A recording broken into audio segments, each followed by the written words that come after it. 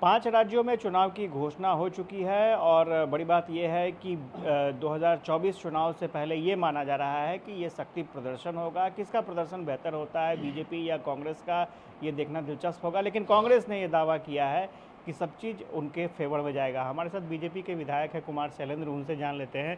कांग्रेस ने ये दावा किया है कि सब चीज़ बेहतर होगा क्योंकि जनता का रुझान कांग्रेस के प्रति है। देखिए, आज़ादी के 70 साल तक देश पर और अधिकांश राज्यों में कांग्रेस ने ही राज किया है और अभी कांग्रेस की स्थिति क्या है वो आप मीडिया से बेहतर कोई नहीं बता सकता है।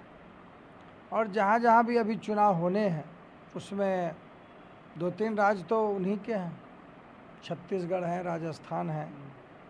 और ये अभी मैं छत्तीसगढ़ से होके आया हूँ और वहाँ लोगों में बहुत ही निराशा है। इसके पहले छत्तीसगढ़ में भारतीय जनता पार्टी की सरकार थी और लोग एक ही बात कह रहे हैं कि छत्तीसगढ़ का सम्मान आदरणीय हमारे स्वर्गीय जो पहले पूर्व प्रधानमंत्री अटल बिहारी वाजपेयी थे, उन्होंने हमें सम्मान दिया छत्तीसगढ़िया को, और उसका अपमान किया कांग्रेसियों ने।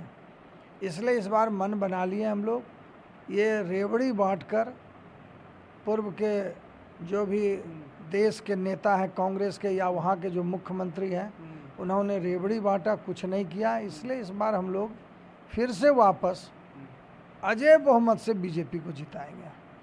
एक और सवाल उठ रहा है। जब जाति गणना का सर्वे जब जारी हुआ है, कांग्रेस के पूर्व अध्यक्ष हैं अनिल शर्मा जी, उन्होंने कहा अब कम से कम ये होना चाहिए कि 3-3 डिप्टी सीएम बनाए जाने चाहिए, अल्पसंख्यक समाज से, एससी से, इसके अलावा पिछड़ी जाति से। लेकिन कांग्रेस ने निजी बयान बता करके खारिज कर दिया है उनकी डिमांड। देखिए, जातियों के वर्गीकरण में किया गया है भेदभाव। ये आदरणीय हमारे सुशील मोदी जी ने बहुत ही विस्तार से इसके बारे में बताया और कांग्रेस का निजी राय हो सकता है, लेकिन अब जब स्पष्ट हो गया कि अन्य दूसरे जातियों को, उपजाति को अलग अलग और यादव और कुर्मी को आपने जो है उपजाति को एक में मिला के कहीं ना कहीं दोनों की मिली भगत है।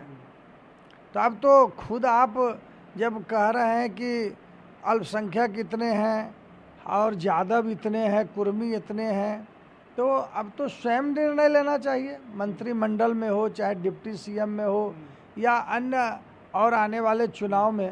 तो ये तो निर्णय अब उनको लेना है। चुनाव तो हम लोग तो पहले से भी अति पिछड़ों का हमारा मोर्चा का कई संगठन है, पहले भी हम लोग राष्ट्रीय स्तर पर मोर्चा के लिए काम करते रहे। हम लोग संगठन में भी मोर्चा के ईबीसी ओबीसी सबों को स्थान दिए। तो भारतीय जनता पार्टी के लिए कोई नई बात नहीं है। भारतीय जनता पार्टी तो सबका साथ सबका विकास पहले से कर रही है। ये लोग परिवार के पार्टी है ना। तेजस्वी यादव क्या है, लालू यादव, राबड़ी यादव, तेज प्रताप, तेजस्वी, निशा, मीसा, ये कौन है? किसको नसीहत दे रहे हैं तेजस्वी यादव जी? इसलिए सवाल तो उनसे अब होना चाहिए।